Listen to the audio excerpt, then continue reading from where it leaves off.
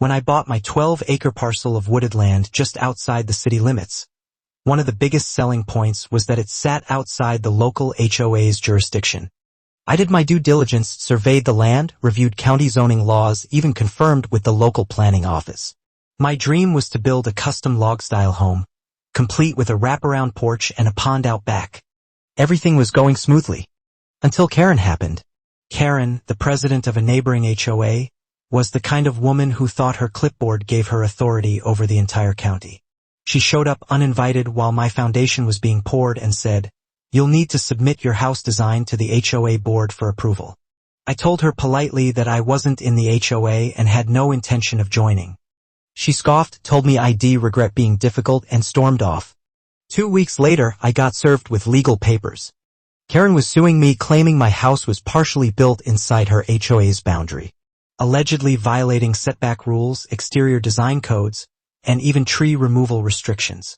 She demanded I halt construction, pay fines, and correct the property line intrusion. I was stunned but not shaken. I pulled out my survey documents and hired a second licensed surveyor just to double-check. Same result. My home was 47 feet outside the HOA boundary. Still, Karen pushed forward with her lawsuit. In court, she came armed with a large color map hand-drawn with markers and a statement from her surveyor, who turned out to be her nephew with no official credentials. The judge wasn't impressed. Then it was my turn.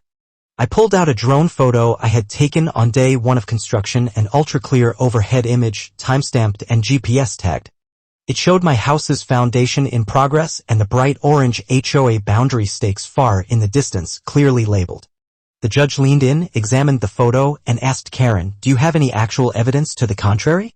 She muttered something about property encroachment vibes. Case dismissed. But it didn't end there. The judge ordered Karen to pay my legal fees and issued a warning about filing frivolous lawsuits.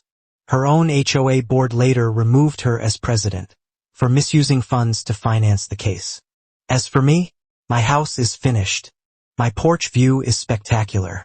And I now have a framed copy of that photo hanging above my fireplace, with a little engraved plate beneath it that says, "Boundary confirmed."